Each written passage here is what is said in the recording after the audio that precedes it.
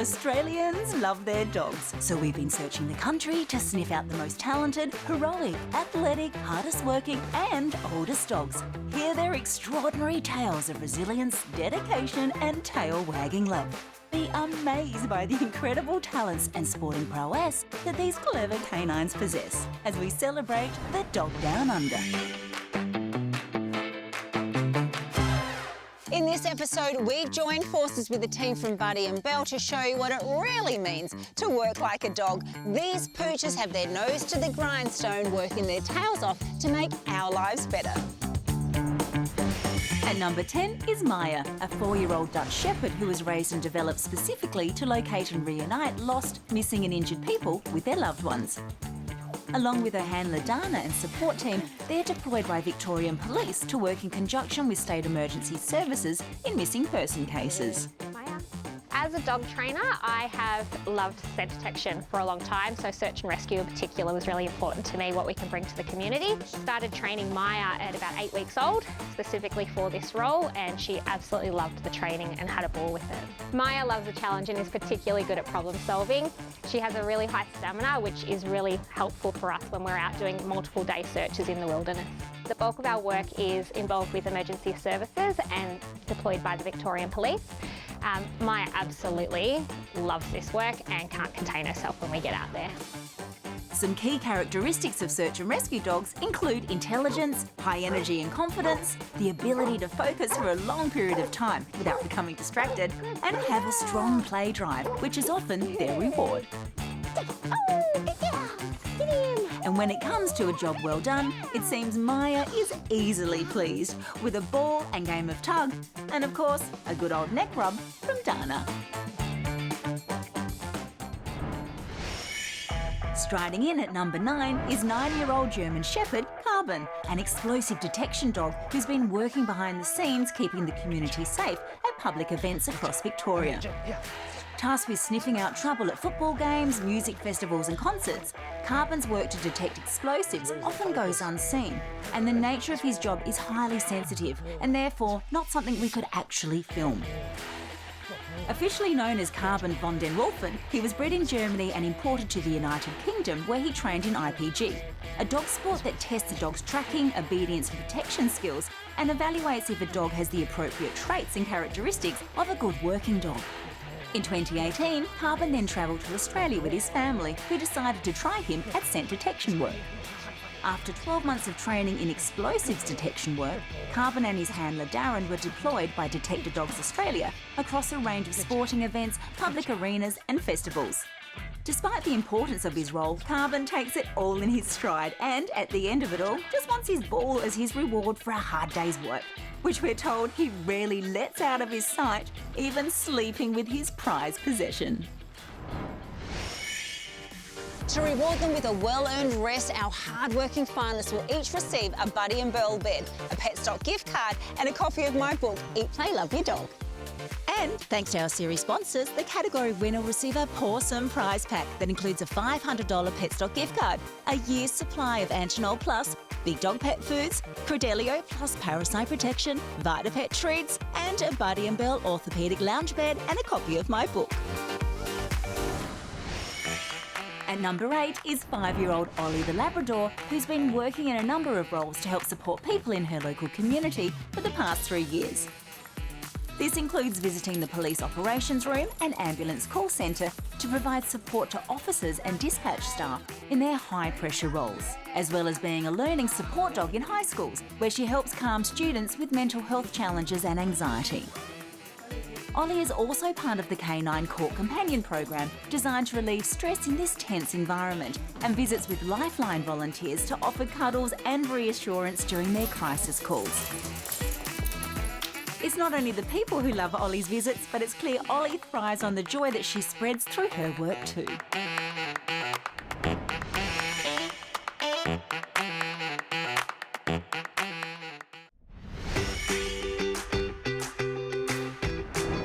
Welcome back as we count down our hardest working dogs. How fortunate are we to have such dedicated pooches and handlers taking care of us and keeping us safe? I wonder what our next lot of hard working hounds get up to earn their keep. Sharing the number 7 spot are Mezzo and Isola, Maremma guardian dogs that protect little penguins from being attacked by foxes on Middle Island in Warrnambool, Victoria. Foxes stay away from the island when the guardian dogs are there, so 2 dogs remain on the island year-round when possible, but particularly during little penguin breeding season from October to March. Between the year 2000 and 2005, foxes were getting over to Middle Island and they decimated the penguin population. There was a chicken farmer named Swampy Marsh who used Maremmas to protect his chickens. He said, you need a couple of Maremmas out there. After all, penguins are just chickens in fancy dinner suits. We have 5 dogs that work on the project, 2 ambassador or education dogs, and then we have 3 guardian dogs. And we've got 3 because they're shift workers, so they'll take it in turns to be on the island. Mezzo here is our lead guardian, so his name roughly translates to middle in Italian. Then we have Isola, island, and we have a 3rd dog named Oberon. And Oberon means king of the fairies, or in our case, king of the fairy penguins. With their strong natural instinct to work and protect, these hard-working guardians love their job and are not only saving the little penguins, but also the other seabirds that inhabit Middle Island.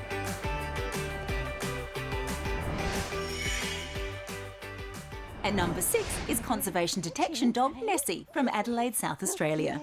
As a working line English Springer Spaniel, Nessie's handler and dog mum Mandy had a plan for her new puppy. She and Nessie were going to save some of South Australia's endangered species together. Where are they, Ness?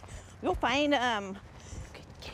Conservation detection dogs like Nessie use their exceptional sense of smell to detect target specimens or species. They're generally quicker, can cover wider areas and find more samples than humans and other tools. Nessie's role is a conservation detection dog. So Nessie is trained to search out for fox dens, active fox dens, to help protect the endangered species around.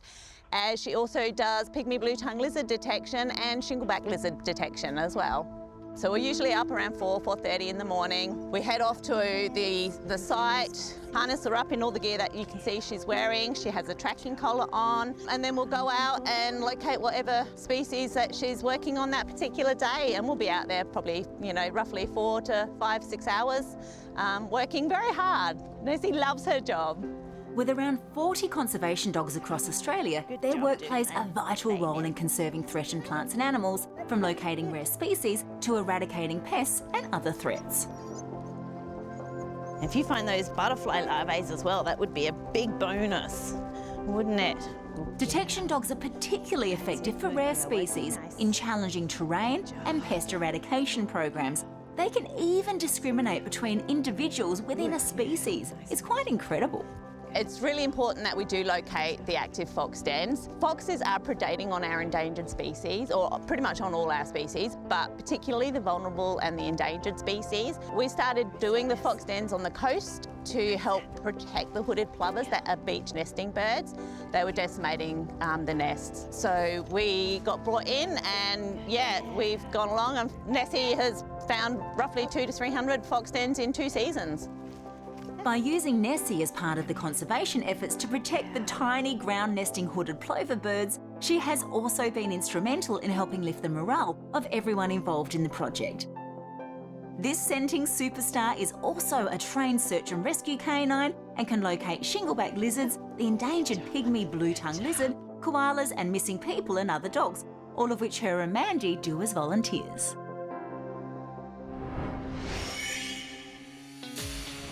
Coming in at number 5 is 7-year-old Australian Kelpie, Typo, who works with her dog mum Tara, moving mobs of up to 800 sheep on her family farms, situated on the outskirts of Melbourne, Victoria.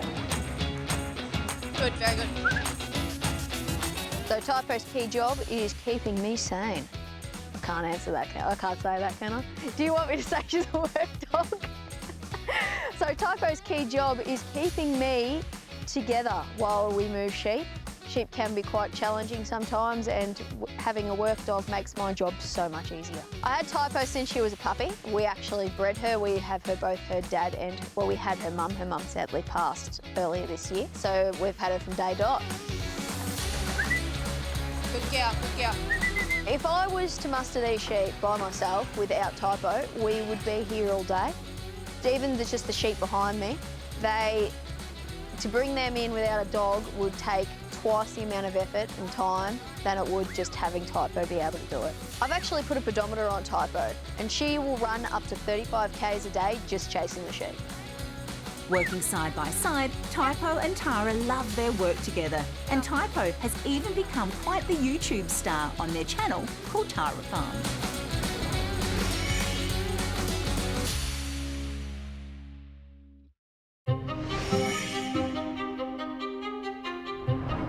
From our faithful flock guardians to our hard-working herders and everything in between, it's really clear that we rely on dogs in so many areas of our lives. Let's find out what our next lot of Dogs with Jobs get up to.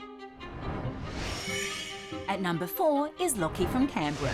On call 365 days a year as a chaplaincy support dog for the ACT Emergency Services Agency, Lockie is also part of spiritual support services with Canberra Health Services. I'm Chris, I'm one of the Associate Chaplains for the ACT Emergency Services Agency, and this is my dog Lockie. Lockie is potentially one of the hardest working dogs in Australia. He's a chaplaincy support dog for this agency. So what that means is a lot of our staff across all the agencies get pats, cuddles and care at times of high stress. And in particular, we attend incidents and operations out in the community to assist our staff in breaking that cycle of trauma from the first instance. So often we'll be out in the mountains, we'll be in and amongst things that are just some of the terrible things that occur in our community. But the catch is, within those terrible things, there is a little glimmer of hope, and that's Lockie. So Lockie is part of our team, and he is just a great dog. Most of us don't think about the trauma and physical and mental exhaustion that first responders experience when attending life-changing and, at times, life-ending incidents. From fires to car crashes, natural disasters and everything in between, through it all, Lockie is there to lend a paw of support. Lockie, he's a therapeutic dog that we use in the clinical system when we deal with patients who are end of life or with families of patients who have died. In particular, we deal with children and adults with complex needs, and we get to the existential questions as to what's happening for them whilst they're in the hospital environment. And this could be simply making meaning of their hospital stay, making meaning of what's happening to them, and providing hope in some way. So Lockie is a great tool for this, and he's great for staff as well, because staff just love lots of pats and cuddles, and it gives them an opportunity to get away from the stress and the trauma of what they see in the hospital system. So he's a fantastic tool to have, and I encourage anyone who wants to work with dogs to work with them. They're a great tool and they bring love and joy to everyone around, no matter where we are. Providing a quiet, calming presence or a comforting cuddle to improve the well-being and morale of those in need, Lockie's job is always in high demand. Going to war is physically and emotionally challenging, from the dangers of enemy fire and explosive devices, devastation all around, and long stints away from home. This not only takes a toll on the human soldiers, but the four-legged comrades serving by their side. At number 3, we recognise 10-year-old Belgian Malinois, Manic, a combat assault dog who started his life in a pound before being recruited by the Australian Defence Force in 2015. Now retired from war, Manic still works hard to raise awareness and funds for the Australian War Animals Memorial Organisation, with Natalie and others at the Cronulla RSL to help care for retired war animals. Manic was deployed to multiple overseas and domestic tours of duty. He was serving for about 5-6 years, and then he has now retired in the Sutherland Shire.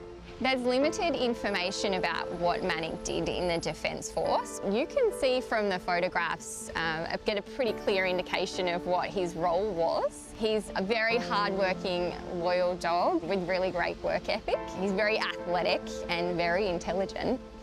Manic has retired despite being a dog of luxury now. He is an ambassador dog for the Australian War Animal Memorial Organisation, and he's doing some incredible work helping us and AWAMO raise awareness and funds to support dogs just like Manic, military working dogs who've retired, and also animals who have been impacted by war.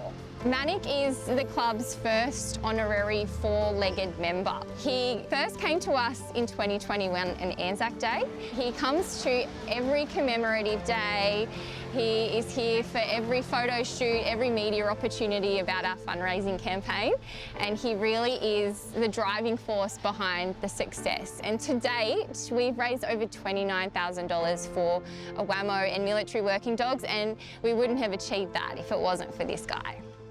Whilst Manic no doubt experienced many tough times at war, he's clearly enjoying his semi-retirement and helping other ex-soldiers like him live well in their final years.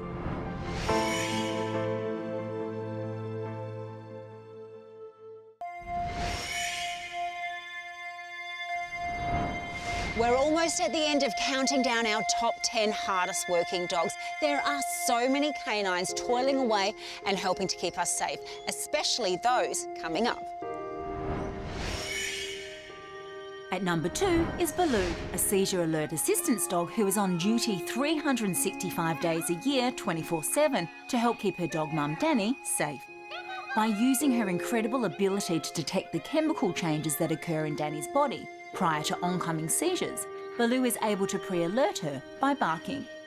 This has not only saved Danny from serious injury, but it has also provided both Danny and her parents, Kerry and Richard, a degree of independence that was previously not possible. So I started having seizures when I was in year 12, so 11, 12 years ago. I have refractory epilepsy. So I have 3 types of seizures. I have absent seizures, so where you stare off, yeah. Whilst we were prepared for seizures to occur during filming and were able to laugh along with Danny at first, thinking it was just some TV nerves, upon seeing Baloo's reaction, the situation suddenly got serious. I know you're gonna bark, yeah. Yeah. Baloo's a lot. Good job. Good job.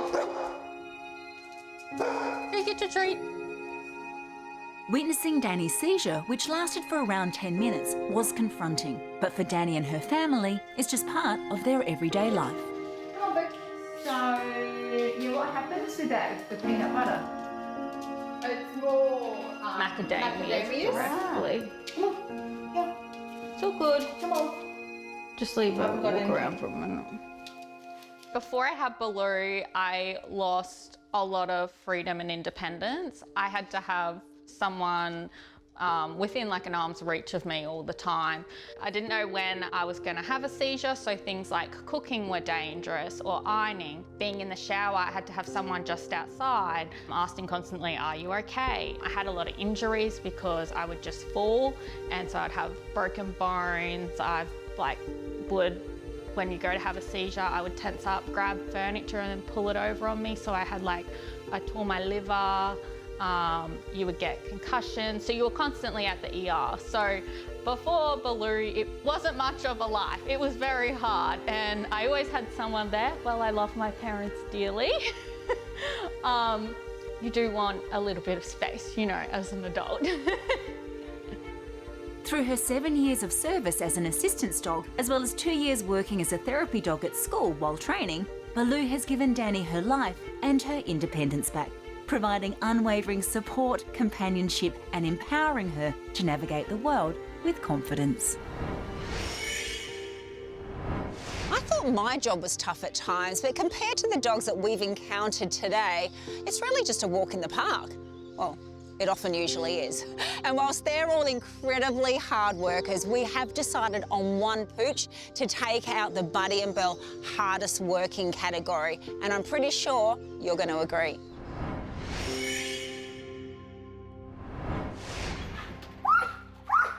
Being a Queensland Police Dog requires significant training and bravery. In top spot for 2024 is retired police dog Kaos, whose work alongside handler Senior Constable Jim Griffiths almost cost him his life. Yeah, it is a tough job that they do, right through to all their training that they do, as well as all the operational jobs that they have to perform.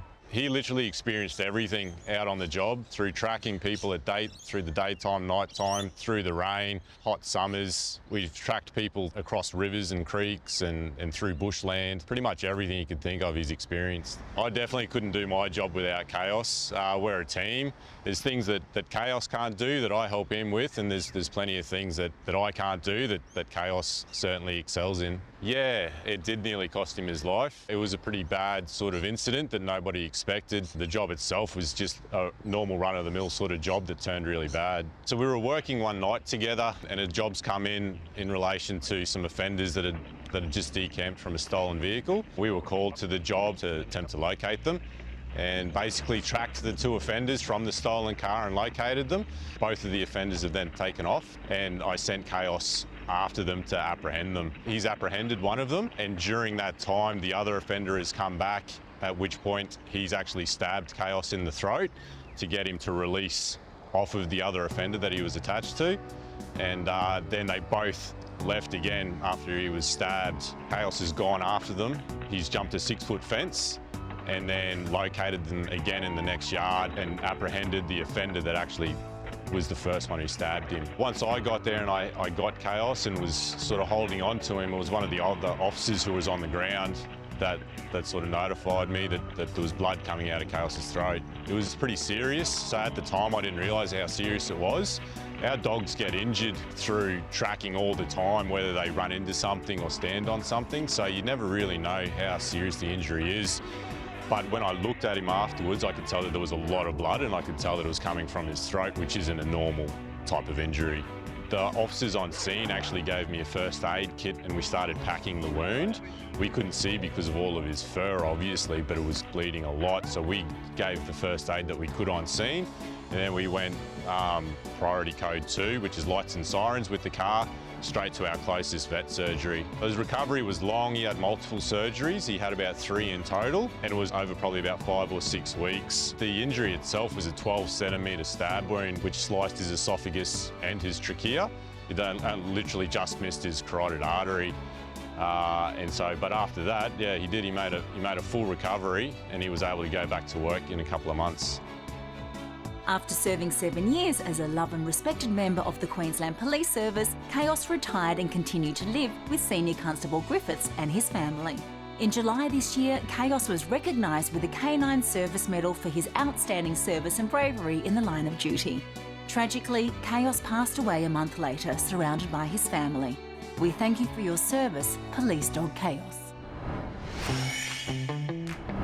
How incredibly brave was our hardest working winner, Kaos. Talk about dedication to the job. Thanks for watching. Be sure to join us next week for the final episode of The Dog Down Under as we meet some of Australia's oldest dogs and learn the secrets to a long and happy life.